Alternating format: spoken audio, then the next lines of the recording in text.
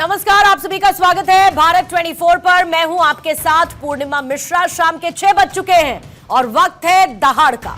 मोदी सरकार के पूर्ण बजट ने लोगों की आस आखिर पूरी कर दी है। सबका साथ सबका विकास वाले फॉर्मूले की झलक इस बजट में देखने को भी मिली और ज्यादातर एक्सपर्ट्स का यह मानना है कि बजट शानदार है। लेकिन जैसा कि लाजमी है या सियासी लाजमी है, इस बजट से विपक्ष संतुष्ट नहीं नजर आया, जिसका ट्रेलर हमें संसद में वित्त मंत्री के भाषण के दौरान भी दिखा। संसद के बाहर विपक्ष का रिएक्शन है तो मोदी सरकार के तीसरे कार्यकाल के पहले पूर्ण बजट में चुनावी तुष्टीकरण भी है। सवाल यह कि लोगों की मुराद पूरी हुई, लेकिन विपक्ष से लेकर अविश्वास जता रहा है, या फिर सच में ऐसा है? क्योंकि सियासी दलों की तरफ से सवाल उठाए जा रहे हैं कि यह पूरा का पूरा बजट चुनावी बजट है। वैसे प्रधानमंत्री मोदी ने कहा कि बजट भारतीयों की आकांक्षाओं को पूरा करेगा। अमित शाह ने कहा कि विकसित और श्रेष्ठ भारत के निर्माण का यह ब्लूप्रिंट है। लेकिन लोकसभा में विपक्ष के नेता राहुल गांधी ने आरोप लगाया कि गोली के घाव पर बैंडेड लगाने जैसा यह बजट है। अकाली दल की तरफ से कहा गया कि किसानों के लिए कुछ नहीं है, सिर्फ चुनावी बजट है।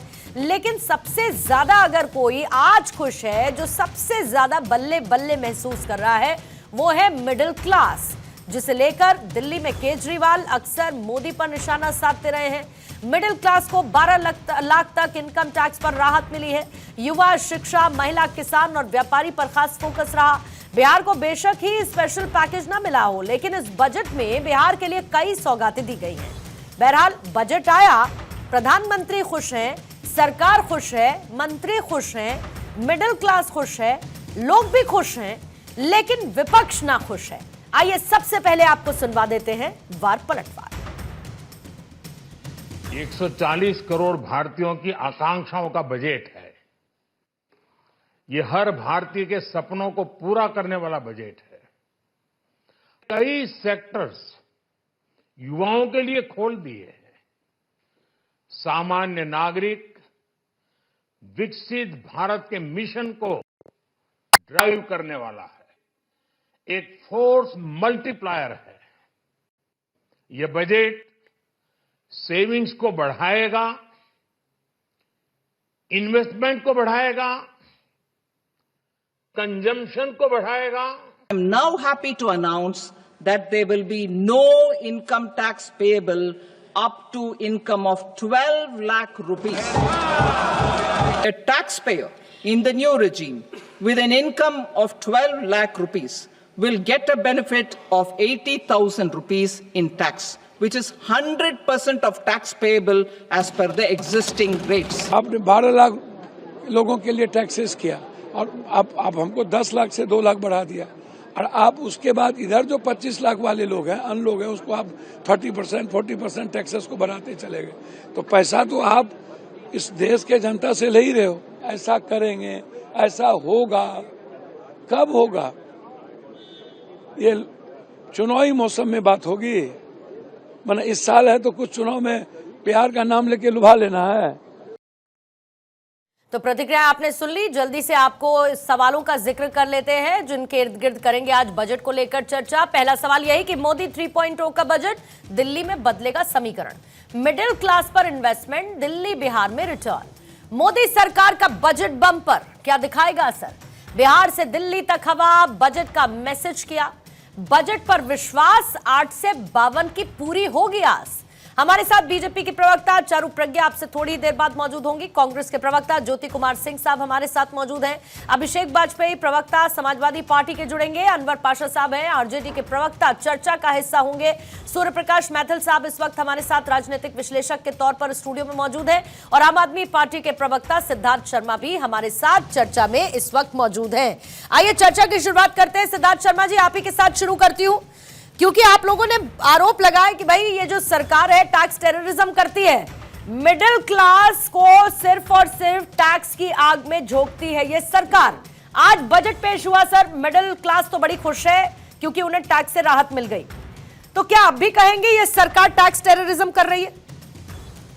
पूर्णिमा जी, आज भाजपा ने ना अरविंद केजरीवाल के फॉर्मूले को मानते हुए उनके कई सुझावों में से एक सुझाव को मानकर, उसको अपनाकर ये मान लिया कि अरविंद केजरीवाल सही हैं। इनकम टैक्स में छूट सीमा बढ़ा दी गई है, भाजपा को केजरीवाल के बाकी सुझावों को भी मान लेना चाहिए।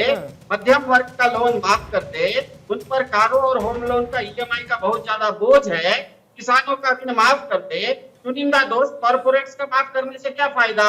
जब दिल्ली जैसी छोटी सरकार 25,000 रुपए प्रति महीना यानी 3 लाख रुपए का लाभ दे सकती है, तो भाजपा मिडिल क्लास केवल कुछ हजार का ही देकर ऊंट के मुंह में जीरा वाला कहावत रही है। आम आदमी पार्टी के फ्री शिक्षा से, फ्री पानी से, फ्री बस सफर से 25,000 रुपए महीने की मतलब सालाना।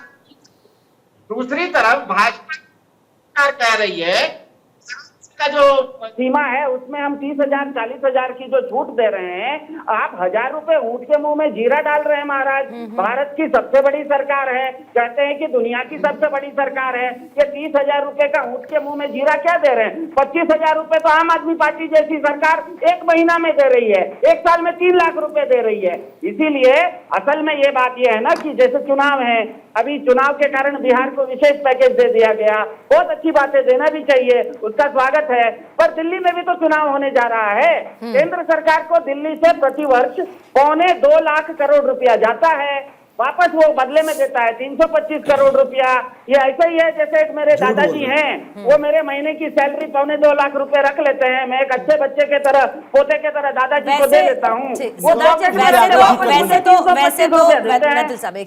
वैसे तो सिद्धार्थ जी चारू जुड़ गई हैं, चारू आपके सवालों का जवाब देंगी, फैक्ट्स वाइज देंगी, डेटा वाइज देंगी, लेकिन मेरे मन में सर बड़ी जिज्ञासा इसीलिए पूछ लेना चाहती हूँ।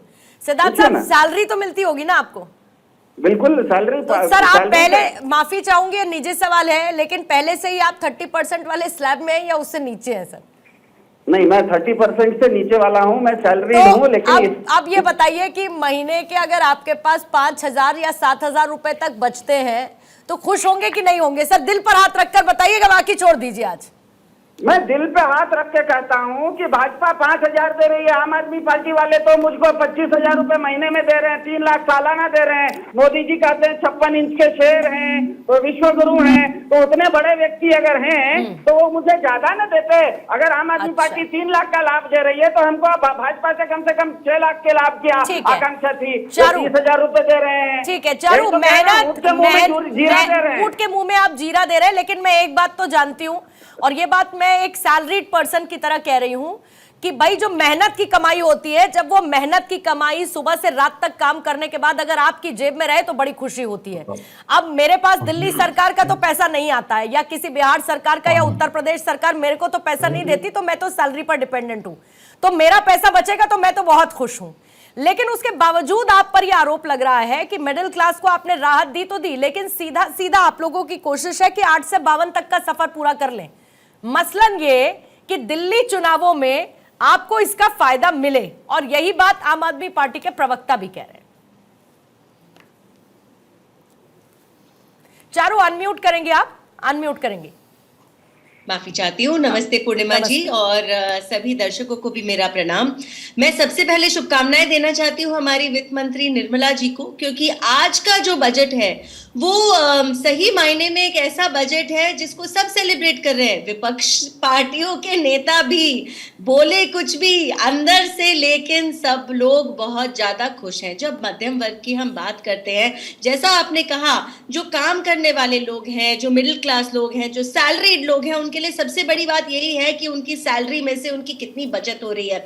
आप उदाहरण के तौर पर एक एग्जाम्पल, एक डेटा और देखिए। 2014 में जब मोदी सरकार पहली बार आई थी, तब 2.5 लाख के ऊपर हमको टैक्स देना पड़ता था, 2.5 लाख। आज वो ही संख्या बढ़ाकर 12 लाख कर दी गई है। ये बहुत बड़ा डिफरेंस होता है, और अगर इस डिफरेंस को कोई एक्नॉलेज नहीं कर रहा, वो सिर्फ अपनी राजनीति चमकाने के लिए नहीं कर रहा। एक इंग्लिश में कहावत और है, कहते हैं सक्सेस। जी देखिए कितने अच्छे तरीके से अर्जुन जी ने बजट के मुख्य बिंदु को समझाया, लेकिन जो बात मैं कह रही थी मैं उसको फिर से दोहराऊंगी। अगर आप 14 तक जाएं तो 2014 में 2.5 लाख की आमदनी के बाद टैक्स लगना शुरू हो जाता था। आज 12 लाख तक की आमदनी पे आपको टैक्स नहीं देना है, ये एक देश की प्रोग्रेस की निशानी है, ये एक देश की फाइनेंशियल स्टेबिलिटी की निशानी है। बार बार अरविंद केजरीवाल जी के पार्टी से आए हुए लोग उनका नाम लेते हैं, तो मैं आपको एक अंग्रेजी की कहावत बता रही थी, सक्सेस हैज मेनी फादर्स। तो यहाँ पर कुछ ऐसा ही है कि एक बहुत ही सक्सेसफुल बजट पास हुआ है और सब दौड़ के आ रहे हैं कहीं ना कहीं क्रेडिट लेने के लिए, लेकिन क्रेडिट केवल मोदी सरकार को और मोदी जी के विजन को जाता है। देखिए, स्टेप बाय स्टेप देश विकसित बनता है, एक बारी में एक जादू की छड़ी लाने से नहीं बनता। हम पिछले 10 साल में 11 साल में जिन डायरेक्शंस में एफर्ट कर रहे थे, आज हम उस एफर्ट्स का फ्रूट देख रहे हैं। इसीलिए आज हम उस पॉइंट पर आए हैं कि हम ये कह सकते हैं कि 12 लाख तक आमदनी होने के बावजूद भी हम आपसे टैक्स नहीं लेंगे और देश उसी ही तेजी से आगे बढ़ेगा, बल्कि उससे ज्यादा तेजी से आगे बढ़ेगा। बहुत सारी नई बातें इस बजट में आई है। एक चीज मैं जल्दी से बता देती हूँ, जो न्यूक्लियर एनर्जी का मिशन है, जो हम एनर्जी सिक्योरिटी के बारे में हम बात करते हैं। देखिए, एनर्जी सिक्योरिटी बहुत इंपॉर्टेंट है। इंडस्ट्री तभी चल सकती है जब आपको एनर्जी की कोई समस्या ना हो। उसके लिए अब न्यूक्लियर पावर प्लांट्स को बहुत बढ़ावा दिया जाएगा। 20,000 करोड़ इसके लिए है। गिग वर्कर्स के लिए 1 करोड़ गिग वर्कर्स के लिए एक नया प्रावधान दिया गया है। ये भी बहुत महत्वपूर्ण है, ये नया है हमारे लिए। बाकी जैसा मैंने कहा कि कुछ विपक्ष की ऐसी आदत हो गई है, आज के जैसे दिन पर भी उन्होंने वॉकआउट किया, आज के जैसे दिन पर भी उन्होंने तमाशा समस्या की, सुनने की जरूरत नहीं लगी उनको, ये देखने की जरूरत नहीं लगी कि वित्त मंत्री क्या कहने जा रही हैं। तो मैं ये बस चाहूंगी कि आगे आने वाले समय में जब मिलकर सब साथ चलेंगे तो देश प्रगति करेगा। तो आप अपनी नेगेटिव राजनीति अब तो छोड़ दीजिए। ठीक है, ज्योति कुमार सिंह आपके पास आते हुए, क्योंकि प्रधानमंत्री और पूरी सरकार कह रही है कि भाई विकसित भारत का बजट है ये, लेकिन राहुल गांधी को लगता है कि बुलेट वुंड पर जो है बैंडेड लगाने की कोशिश की गई है। मैं ये मानती हूं कि सर आम आदमी को राहत मिली, इस बात से तो कोई दिक्कत कांग्रेस को वैसे होनी नहीं चाहिए, लेकिन उसका रिटर्न किसी और तरीके से बीजेपी को मिलने की संभावना बढ़ जाती है, इससे ज्यादा समस्या है क्या? पूर्णिमा मिश्रा जी, देखिए, कांग्रेस पार्टी और जब राहुल गांधी जी का नाम ले लेती हैं तो मुझे बताना आपको बहुत जरूरी है कि राहुल गांधी जी आज के पिछले 5 साल और उसके पिछले 5 साल 10 सालों में किन लोगों से मिलते रहे वो आपको पता है। जब जिस तरह के लोगों से, कूली से मिलते रहे, कारपेंटर से मिलते रहे, इन तरह के लोगों से मिलते रहे, तो आप समझ सकती हैं कि उनका फीडबैक क्या होगा, किस तरह की आकांक्षाएं होगी। आज अगर ये बात भारतीय जनता पार्टी करती है और इनके बाकी जो मंत्री भी बार बार एमएसएमई की बात करते हैं, तो मैं आपसे पूर्णिमा मिश्रा जी समझना चाहता हूं कि जो आप 12 लाख रुपए जो आप बताती हैं कि उस पर टैक्स नहीं लगेगा या लगेगा, जो बात आप कर रही हैं, ये आप बात तो तब करेंगी ना, ये तो 2 ही सेक्टर है ना जहां से नौकरियां आती हैं। कहां से आती है? एमएसएमई से आती है, जो micro small and medium enterprises है। अब इसकी आप तेरा फीडबैक आप समझे। 61,000 MSME shut down between July 2022 and November 2024। तो इसको बताइए, 61,000 MSME बंद हुए हैं और उसके बाद आप लास्ट 4 मंथ में 2024 में केवल 12,000 MSME क्लोज डाउन हुए हैं। तो आप बताइए, जो अगर पैसा, जब ये क्लोज हुए हैं तो पैसा कहां से कमाएंगे, और जब पैसा कमाएंगे नहीं तो अकाउंट में पैसा आएगा कहां से? जब पैसा आएगा नहीं तो आप किस स्लैब की बात कर रही हैं? तो ये केवल और केवल जो सपनों का जो दिखा रहे हैं, झूठे सपने लोगों को आज के युवा पहचानते हैं, आज के मिडिल क्लास पहचानते हैं। और इतना ही नहीं पूर्णिमा मिश्रा जी, मैं आपको बताऊं, एजुकेशन के फील्ड में आपको मैं बताऊं, एजुकेशन के फील्ड में इन्होंने क्या किया है आपको मैं बताता हूं। केवल सर, आज एमएसएमई को लेकर क्या ऐलान हुआ बजट में? एमएसएमई के लिए आज क्या? सुन लीजिए, एमएसएमई को लेकर सर आज क्या ऐलान हुआ बजट में? अब आप जब कांग्रेस से ले रही हैं, अब मैं आपको सर मैंने पूछा कि एमएसएमई बंद हो गए, सर एमएसएमई को लेकर आज बजट में क्या ऐलान हुआ? सर आपने हायर एजुकेशन में आपने फिर से उसमें कर्टेल किया है, उसमें आपने कम किया है, और आईआईटी के 36% जो बॉम्बे के स्टूडेंट्स हैं उनको नौकरी नहीं मिल रही है। तो अगर नौकरी नहीं मिल रही है तो पैसे अकाउंट में कहां से आएंगे? तो देखिए, अब आप जो ये झूठ जो वादे सबको दिखा रहे हैं कि आप इतने पैसे पर इतना इनकम टैक्स हम वेव ऑफ करेंगे, तो पैसे तो नौकरी तो है ही नहीं। जब नौकरी है नहीं तो आप किसकी बात कर रहे हैं? तो इस बात को मैं बता देना चाहता हूं पूर्णिमा मिश्रा जी आपके माध्यम से कि आप जो बार बार इनको ये भी बता रहे हैं कि सिलेक्शन में फायदा होगा। ठीक है, चारू इसका जवाब दे देंगी, लेकिन बस इतना कहते हो, फिर उसके बाद आपके पास मैं आऊंगी मैथिल साहब, और अर्घ सरकार भी हमारे साथ है, अर्थशास्त्री है, तो उनके पर्सपेक्टिव से भी इसको समझने की कोशिश करेंगे। लेकिन चारू, अगर नौकरियां जो हैं, मैं ये मानती हूं कि एम्प्लॉयमेंट 100% नहीं है, और डेफिनेटली एम्प्लॉयमेंट के पर्सपेक्टिव पे काम सरकार को करना है, बहुत काम करना है, इसमें कोई दो राय नहीं है। लेकिन हाँ, उसको आप अलग अलग तरीके से बढ़ाने की कोशिश कर रहे हैं, जिसको आप स्वरोजगार की भी डेफिनेशन देते हैं, सेल्फ एम्प्लॉयमेंट की भी देते हैं।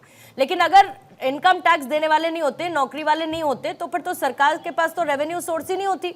फिर आप कहां से खर्च कर रहे हैं भाई? कहां से पैसा आ रहा है? सारा एफडीआई से आ रहा है क्या? इसीलिए तो मैं हंस रही थी। मैं बार बार, देखिए, जिस देश का जीडीपी 4.5 के ऊपर तब मेंटेन्ड है जब दुनिया की बाकी सारी मेजर इकोनॉमी स्लो डाउन हो रही है, वो पैसा इसी देश में जनरेट हो रहा है। जिस देश में इंफ्रास्ट्रक्चरल डेवलपमेंट के लिए हम इस बार भी 11.25 लाख करोड़ का बजट दिए हैं, ये इंफ्रास्ट्रक्चर के अपने आप ही बन जाएगा, यहाँ पर एम्प्लॉयमेंट जनरेट नहीं होता। जिन 4 इंजनों के पीछे हमारा पूरा का पूरा इकोनॉमी चलता है, उन 4 इंजनों के बारे में बात करने के बदले आप जाकर क्या बात करने लगे? सुनकर आपकी बातों को मुझको हंसी आने लगी है। देखिए, हर एरिया ऑफ वर्क को जब आप सशक्त करते हैं तभी देश प्रगति करता है। जीडीपी अपने आप हो गया क्या 4.8%? अपने आप हो गया क्या? और ये तभी मुमकिन है जब हम हर एंगल पे, देखिए, इस बार भी स्किलिंग के ऊपर फोकस है, इंटर्नशिप्स के ऊपर फोकस है, उसके अलावा जो सेल्फ एम्प्लॉयड लोग हैं वहां पर तो है ही, आप सैलरीड है वहां पर हैं। तो इंडिया को चाहे हम एआई के लिए एक सुपर पावर बनाने जा रहे हो या R&D की एक सुपर पावर बनाने जा रहे हो, यहाँ पर इतने सालों में, पिछले 10 सालों में जो हमने इन्वेस्टमेंट करी है, मेहनत करी है, वहां का आज हमको फायदा हो रहा है। ठीक है, बंद हो गया, उस पर ये जवाब नहीं दे रही हैं। नौकरी घट गई, बिजनेस घट गया, उस पर जवाब नहीं दे रही हैं। फिर आप सुन नहीं रहे क्या? आप सुन नहीं रहे क्या? क्या जादुई तरीके से हमारी इकोनॉमी बढ़ती जा रही है? उसके बाद estimated net tax revenue estimate Bharat काम कर रहा है ना, हो सकता है आप ना कर रहे हो, 25.83 लाख था, हो सकता है आप कोई काम नहीं कर रहे हो, जो है हो सकता है आप देश की 25.5% लाख करोड़ है। मैं कुछ नंबर्स रखवा देती हूँ, मैं कुछ नंबर्स रखवा देती हूँ, मैं कुछ आंकड़े रखवा देती हूँ, मैं कुछ आंकड़े रखवा देती हूँ। ज्योति जी, अगर प्रोग्रेस ज्योति जी, पूर्णिमा जी, आप केवल पूर्णिमा जी, देखिए, सोते को जगाया जा सकता है, लेकिन दोनों साथ कर रहा बोल रहे हूँ हैं तो आवाज नहीं आ रही है, मैं ये कहने की कोशिश कर रही हूँ। और क्योंकि आपने कुछ नंबर्स रखे हैं, मेरे पास कुछ ऐसे लोग भी हैं जो कि इन्हीं सबसे ताल्लुक रखते हैं, तो मैं तो उसी पर फैक्ट्स पर बात कर रही हूँ, उसमें क्या दिक्कत है? मैथिल साहब जरा कुछ नंबर्स रखना चाह रहे हैं सर, लेकिन मैथिल साहब ये भी याद रखिएगा, जब हम 2047 विजन की बात करते हैं तो हमको अपनी जीडीपी को 8% पर मेंटेन करना होगा, तब हम उस 2047 विजन, या जब हम तीसरी सबसे बड़ी अर्थव्यवस्था बनने की बात करते हैं या हम डेवलप्ड कंट्री बनने की, तो ये जीडीपी मेंटेन होनी चाहिए। धन्यवाद पूर्णिमा जी। पहले तो आपको और पूरे देश को भारत माता की जय, वंदे मातरम। और आज एक बहुत बड़ा दिन है देश के इतिहास में। जिस प्रकार से मध्यम वर्ग के लिए इतनी राहत मिली है, ये पिछले 60 साल के इतिहास में कभी नहीं मिली थी, पहली चीज। दूसरी चीज, ज्योति कुमार सिंह जी मेरे बड़े भाई की तरह हैं, बहुत सम्मानित हैं, उनको थोड़ा सा आंकड़ों का ज्ञान दिला देता हूं। उन्होंने एमएसएमई के रिलेटेड बात की, तो चलो हम एमएसएमई पे बात कर लेते हैं। ज्योति भैया, आपको पता है देश के अंदर 2025 फरवरी तक कितने एमएसएमई रजिस्टर्ड हैं? कितने? 5.7 CR, 5 करोड़ 70 लाख एमएसएमई देश के अंदर रजिस्टर्ड है। उसमें से 1 करोड़, मात्र 1 करोड़ उद्यम पोर्टल पे अभी रजिस्टर्ड है, जिनको की बढ़ाकर देश की सरकार जो है वो उद्यम पोर्टल पे लेके आना चाहती है। इसलिए उन्होंने एमएसएमई के लिए जो देने वाले लोन की, जो अभी पूछा था ना प्रश्न आपसे, 5 करोड़ से बढ़ाकर 10 करोड़ उनको बिगर गारंटी के लोन की सुविधा उपलब्ध करा रहे हैं। 10 करोड़ रुपया स्टार्टअप लोन की एक लिमिट थी, उसको बढ़ाकर 20 करोड़ कर दिया गया। और अभी आपने कहा नौकरी नहीं है, अरे रोजगार नहीं है भैया, बहुत परेशानी है। तो आपको बताऊं, EPFO, एम्प्लॉय प्रोविडेंट फंड, जो अकाउंट होता है वो एम्प्लॉय का ही खुलता है ना भैया मेरे। तो आपके समय में कितने, जरा बताना, अकाउंट कितने खुले हुए थे? 3 करोड़ से भी कम, 2 करोड़ 70 लाख। और आज कितना है जरा बताइए, ऑन रिकॉर्ड बता रहा हूं, 8 करोड़ 70 लाख से ऊपर। इस समय में ये सारी डिटेल्स नेट पे उपलब्ध है, कृपया करके चेक कर लेना। और महत्वपूर्ण बात देखिए, मैं तो बिहार से आता हूं, ज्योति भाई भी बिहार से आते हैं, इनको तो आज खुश होना चाहिए था कि आज हमारे बिहार के लिए इतना बड़ा दिन है, मखाना बोर्ड बना दिया गया जो हमारे बिहार की पहचान है। उसके अलावा वहां पर पटना का जो एयरपोर्ट है उसको एक्सपेंड करने जा रहे हैं, पटना आईआईटी की सीटें बढ़ने जा रही हैं। उसके अलावा कोसी और मिथिलांचल में 50,000 हेक्टेयर जमीन के लिए सिंचाई के उपलब्ध करा रहे हैं। मैं तो धन्यवाद करता हूं प्रधानमंत्री जी का कि हम बिहारियों, हम पूर्वांचलियों के लिए उन्होंने इतना कर दिया।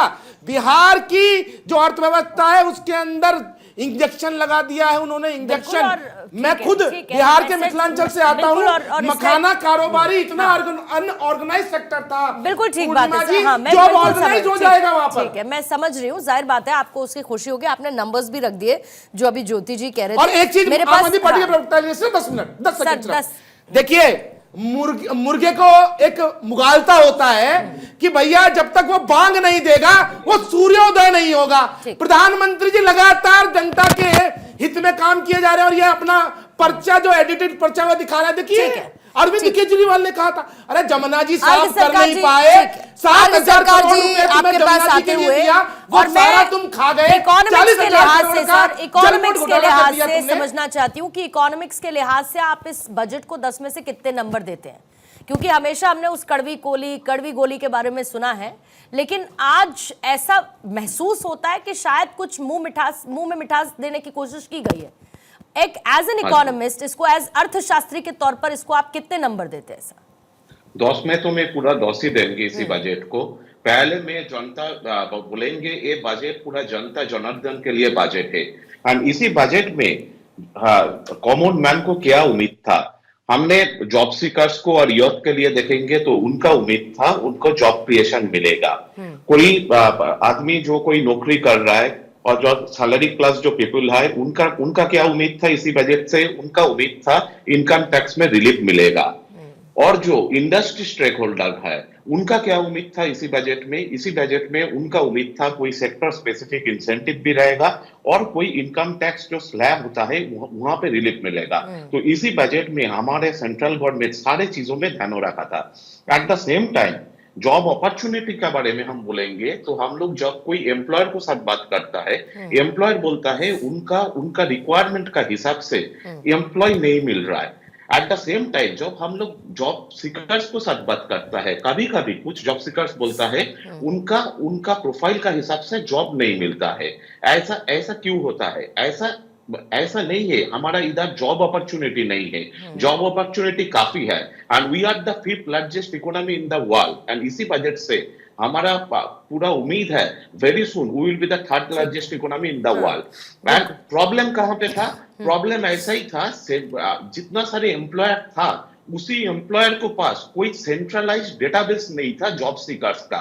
And already for solving this problem our central government ministry and labour and employment taken a very good initiative that is national career services portal. And I hope national career services portal का जितना awareness बढ़ेगा उतना job seekers वहां पे उनका CV upload करेगा and employer can easily able to connect with them. ठीक है सर, मेरे साथ विकास जी भी है, मार्केट एक्सपर्ट है। विकास जी, जो आज मार्केट में रैली देखने को मिली, फिर उसके बाद एक बैलेंस्ड अप्रोच, फिर थोड़ा नीचे गया, फिर थोड़ा ऊपर उठा, कुछ शेयर्स गिरे हैं, मतलब क्या मैं ये कह सकती हूँ कि ये रिफ्लेक्शन वो है बेसिकली कि कहीं से निकाला कहीं दे दिया और इसीलिए कहीं पर खुशी कभी गम? हेलो विकास जी। हेलो विकास जी, ऑडिबल है आप? हाँ जी, थोड़ी सी आवाज नहीं आ रही है जी, तो थोड़ा सा। विकास जी, आपने मेरा सवाल सुना? हेलो, ठीक है, सुनाई नहीं दे रहा है विकास जी। मैं आपको मेरी आवाज आ रही है सर? हेलो, नहीं आ रही है, नहीं है, थोड़ा सा इसको हाँ, मैं करेक्ट भी करवा लेती तो समय मेरे पास क्योंकि खत्म हो चुका है, समय मिलता तो मैं थोड़ा सा और बात कर पाती, लेकिन बहुत बहुत शुक्रिया आपका चारू। आप जुड़ी। ज्योति जी आपका भी धन्यवाद। अभिषेक जी आप भी हमारे साथ, अभिषेक जी तो पहले ही चले गए थे। सिद्धार्थ साहब शुक्रिया आपका, मैथिल साहब आपका भी बहुत बहुत शुक्रिया, अर्ज जी बहुत बहुत धन्यवाद, और विकास जी भी हमारे साथ थे। दहाड़ में ज्यादा चर्चा फिलहाल आज नहीं हो पाई, लेकिन तमाम लोगों का रिएक्शन बजट को लेकर एक खुशी की लहर है, क्योंकि मिडिल क्लास के लिए बहुत कुछ इस बजट से मिला है और मिडिल क्लास के चेहरे पर कम से कम खुशी है। और जो सरकार है वो इसको एक इंक्लूसिव बजट बता रही है, सबको साथ लेकर, सबके विश्वास के साथ लेकर चलने का बजट बता रही है। बहुत बहुत शुक्रिया आप सभी